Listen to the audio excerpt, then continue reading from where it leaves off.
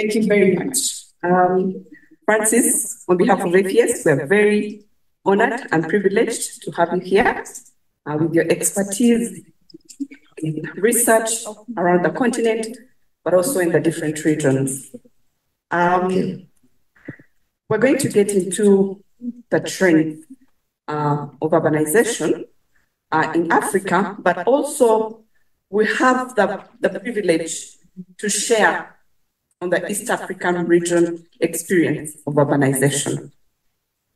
Like the previous speakers have said, Africa by 2050 is going to have about 2/3 of the population in the cities. From the studies that I've looked at that you conducted in the East African region, you actually mentioned that 43% of the respondents have ever migrated, that 70% of those that moved are settling in the urban areas. So there's a dramatic shift really in urbanization. And the question is, what do you attribute this dramatic shift to? And what is likely to happen with this shift, this increasing influx of migrants into the urban areas? Wow, those are big questions. Thank you. Thank you, Geraldine, and thank you, everyone. And thank you to FES, UN Habitat, and others for organizing. My name is Francis Kibirige. I'm the Managing Director at Hatchile Consult. We are a social research company based in Uganda. But I also work with the Afrobarometer Research Network as the national partner in Uganda. Cooperatively support this research in now 42 African countries, including Ethiopia. The questions you've asked are really intriguing in one aspect, that we see more and more people migrating, especially the young, and 4 times more of those who migrate are headed to the cities. And the question is why? As you would imagine, there are just many questions why people move. But because of time, I will highlight 3 quickly. And one is economics. People are looking for greener economic pastures to be able to earn a living decently in their opinion, or something better than they currently have. Secondly, they are looking for better service delivery, better services.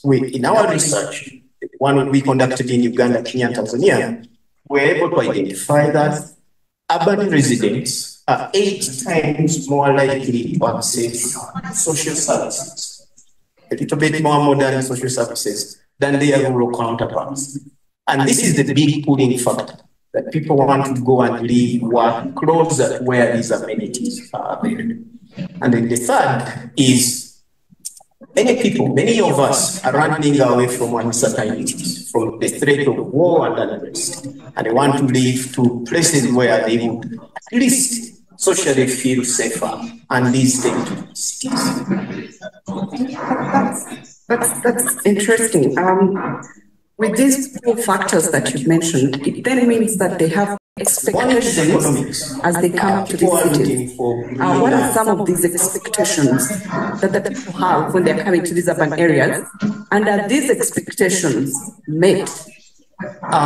Wow, another big question. So the truth is that when people come to settle into the cities, it's a big change for many of us.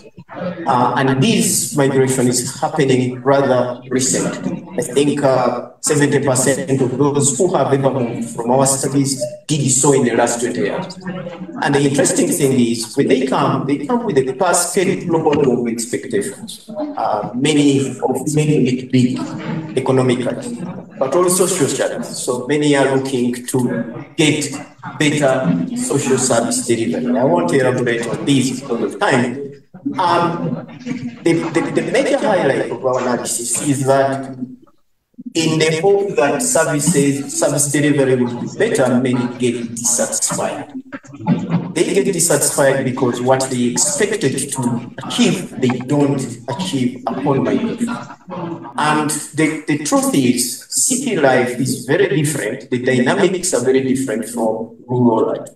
And many of us, when we move to the cities, many of us Africans, I mean to say, we move into spaces that we are not used to. Very close communities, living close by, but divided by minds.